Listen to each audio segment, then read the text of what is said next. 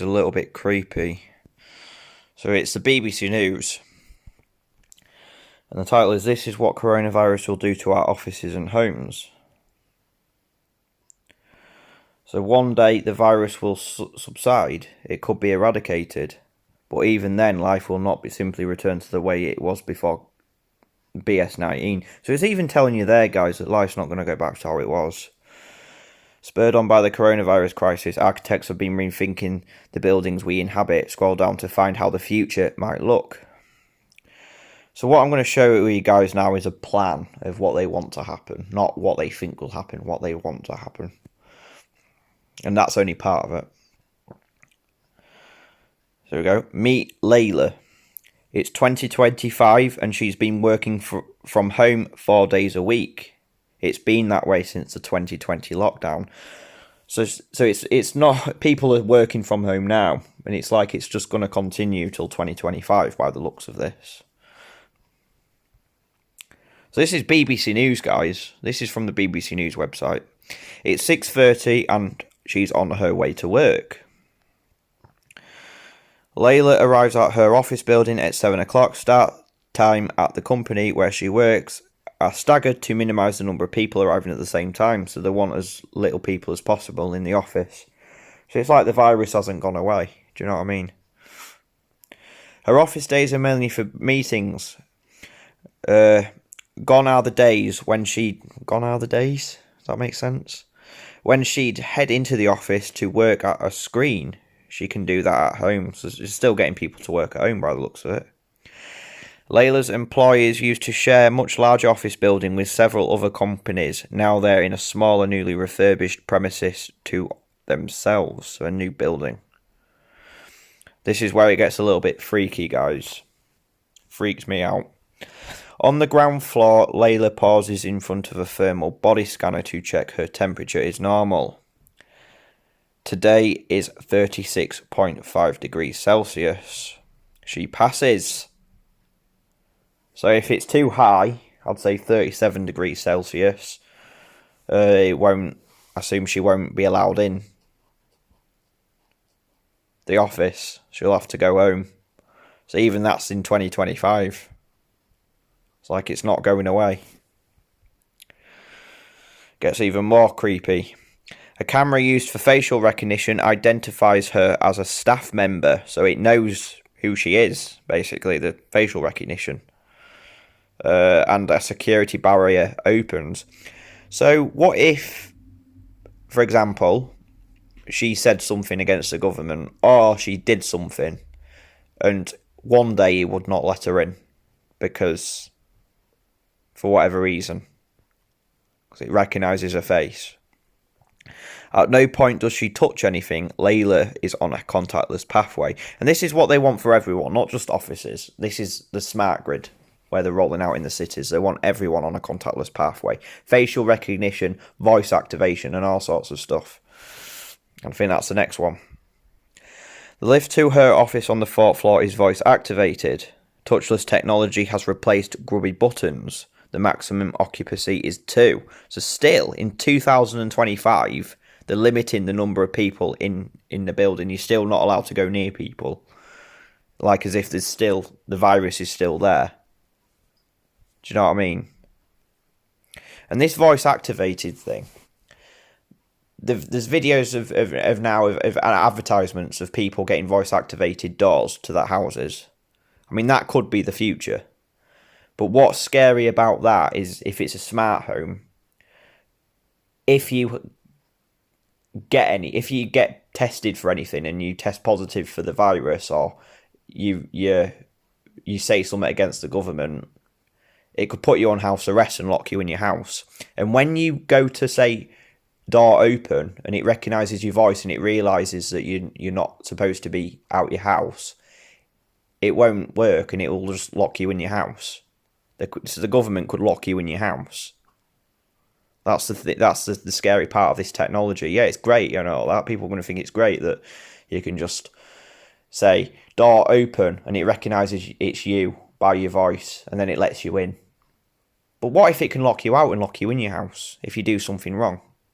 Say something against the government, or even if you're ill and you're not allowed out, so-called ill, you test positive for the virus and you've got to stay at home and quarantine.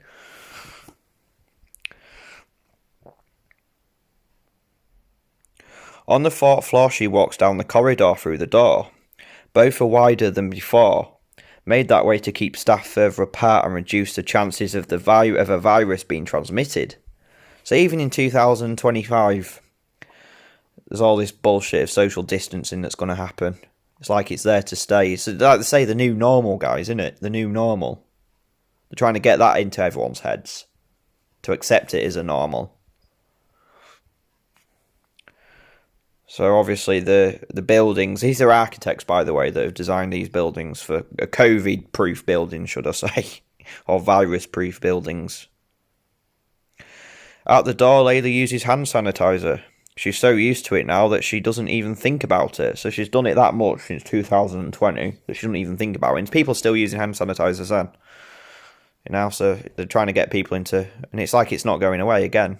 It's like it's just there. You've got to use a hand sanitizer. She sits down at the desk. Much of her furniture, as well as panels and facades, is made from antimicrobial material. It is easy to clean and harder for bacteria to stick. So again, what it's doing is it's creating an antibacterial society where the buildings are antibacterial. You've got all the hand sanitizers, even the furniture, everything. Trying to get people to social distance still. People are still social distancing from each other. People aren't going near each other, not getting intimate with each other, and not having that affection with people, making us less social human beings. That's what I'm getting out of this article of the future.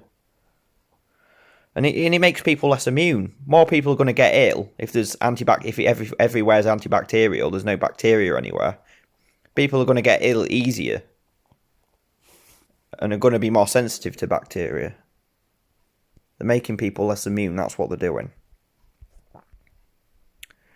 Layla makes a coffee in the kitchen area where the worktops are also antimicrobial. The handles on the drawers and cupboards are made from copper. It is costly but natural microbe repellent material. So you see, everywhere is micro repellent. Everywhere is antibacterial. So there's no bacteria anywhere for anyone. This is what's going to be the case in these new smart cities are building, these new smart buildings and homes. And use hand sanitizer if your hands, put chemicals into your skin. You know what I mean? It's making people less immune. If people come into contact with anything that's any bacteria, it's going to make them very ill. Whereas before all this happened, it wouldn't. The air conditioning system uses UV light to kill pathogens. It also reduces the humidity to help prevent germs multiplying, responding to a stream of data from sensors fixed around the building and wearable sensors used by staff. So it uses UV lighting to kill pathogens in the air even. Bloody hell. Layla's office used to be completely an open plan. Now she's partitioned off. To her left there is a clean plastic screen so that she can at least see her colleagues. Well, that's good, isn't it? You can at least see your colleagues. So it's almost like it's a prison, isn't it? Not an office, a prison again. Let's prison you around these plastic screens. The screens are removable, bolted into fixtures in the floor. They go up if there's the threat of an outbreak. So it's still, look, a threat of an outbreak in 2025. They go up if there's a threat of an outbreak. What outbreak? There hasn't been an outbreak of a virus. It's bullshit. It's a load of rubbish. But they're still going to say there's a threat of an outbreak even in 2025. So people are still going to be socially distancing. People are still going to be using hand sanitizers, according to this. But all the buildings are going to be antibacterial proof. The air is going to be antibacterial. By the looks of this is what they're planning. You're going to be antibacterial, so if you come it's going to make you more ill. And people are probably going to end up blooming... Life expectancy is going to get lower. They go up if there's a threat of an outbreak, but come out if there's a threat subsides. Bloody hell. In front of Layla's desk, the separation is done with plants. The staff got fed up with plastic everywhere a couple of years ago. They said it made the office feel like an hospital. Layla prefers plants. Layla's morning is spent in a meeting about a new project in face-to-face with colleagues, but all at a safe distance. They've still got that safe distance. The only reason Layla goes into the office now is for this kind of interaction, in which meeting people in real life produces better results than seeing each other online. It's 4 o'clock and time to go home. Layla has moved to the suburbs with her friends after the lockdown in 2020. It's a longer commute, but she doesn't mind as it's only once a week. So it looks like she's still working from home most of the days. People will be still working from home. If that's this is a plan of the future, guys. You know, it's what they planned. It's not what they think will happen. It's what they planned, and the architectures are in that plan. A bigger home meant more space. When the lockdown came, she thought working from home would only last a few weeks as well. Look, train. They don't want people driving. A big home meant more space. When the lockdown came, she thought working from home would only last a few weeks, and that she'd manage with a laptop on the kitchen table. But when weeks turned into months turned into years, so there we go, weeks. But when weeks turned into months, and months turned into years, you know, what's happened now? Weeks have turned into months. We're now in the months bit now. And is months going to turn into years? It seems it by this. She knew she would need a bigger home office, and her old flat in town was nowhere near as big enough. She had to get a new big office because she was being told to work from home. It's like they're going to tell people to work from home. So you're not socialising with people. You're working from home, probably going in once a week, but you're still social distancing from people. You're not allowed to go near people. You're not allowed to have that intimate conversation with people at a close distance. It's going to be freaky. No bacteria in the air. All controlled. You know. All controlled. Facial recognition. Voice-activated doors. Thermometers that check your body temperature as you go into office. Chances are it's probably going to be everywhere in shops and all that as well. It's not just going to be the office. This is just what they want. They're just telling us basically what they want. Give us an idea. It's scary. It's freaky. It really is. And this is BBC News. You know, it's... We've got to be careful. And they said that this... I've watched a video. I'm going to try and find it again and see if I can see it. But someone showed a document where it said it's all the smart grid is going to around the world is going to be rolled out by March the 31st, 2025, for whatever reason. So, and that just happens to be as well. You've got that DJ website that's supposed to be rolled out by 2025, but the DJ website said that the Western countries are going to lose the population by 60% at least 60% by 2025. It's like UK, America. You know, I think America goes from 360 million to 99 million. The UK goes from 6 million to 15 million. Like the targets or something. And this is what we've got to get prepared for, guys. You know, when I've gone out today, actually. I haven't taken my bank card. I haven't taken my phone with me. I've just taken money with me and gone out when I've gone out shopping. So they can't track me. And I've gone shopping to my local off-licence shop, which has got all the food I need. And it's even got the toiletries that I need, necessities for the time being. So I don't have to go to my big Sainsbury's. And it helps the local businesses as well. And you could do the same. You know, don't take your bank card, don't take your phone with you. Write your contact details on a piece of paper from your phone. So if you go out anywhere and you need to contact anyone, you can ask someone to use if you can use their phone to contact them. You know, and that's only if you need to. The chances are you won't. And you can ask them to delete the contact afterwards. Say before you contact them, can I make sure get aware with you that you delete the contact after I've talked to them? So then you don't have to take your phone, you don't have to take your card, you just got money with you. And that's only for when you go shopping. Just do it for when you go shopping. So they're not tracking you. That's a start. And also, maybe every time you go shopping, buy a food product, like a can of food or a packet of food, and put it to one side and stack up. That's what I've started doing. I've bought a pot noodle and I've bought even though they're not great for you, and a can of beans. You know, and I've just put it in my room because the people I live with, I put it in a drawer in my room. And that's what I've done today, and I'm going to start stacking up. Because I know there's food shortages coming. And that's how they're going to start their depopulation agenda. Is through food shortages. So people will start to starve. But yeah, that's one thing you could do. Start stacking up food. What you could do is cut vegetable root up, put it in some water, in a cup of water, let the stem grow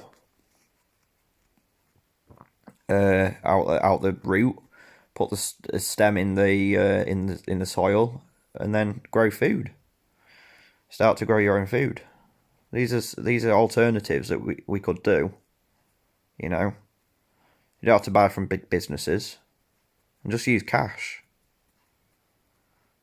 Because I tell you what, guys, they're preparing us. What this is about. If you think this is the big thing, this is it of what's going on now, and this is the code. It's not.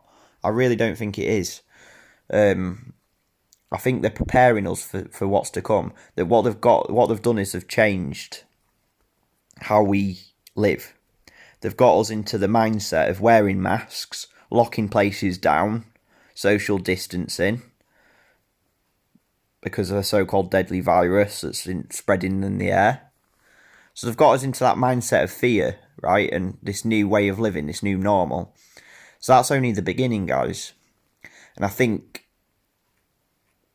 don't think we've seen anything yet. I think it's going to get crazy over the next year. I think we're on for a bumpy ride. So we've just got to be prepared, because I think this is only the beginning. I think this is only a preparation for what's to come. I think they've got us prepared and ready in this new mindset. So yeah, it's not going to go back to how it was. So yeah, we've just got to be careful, be prepared and everything. Right, thanks guys, and I'll look forward to making the next video.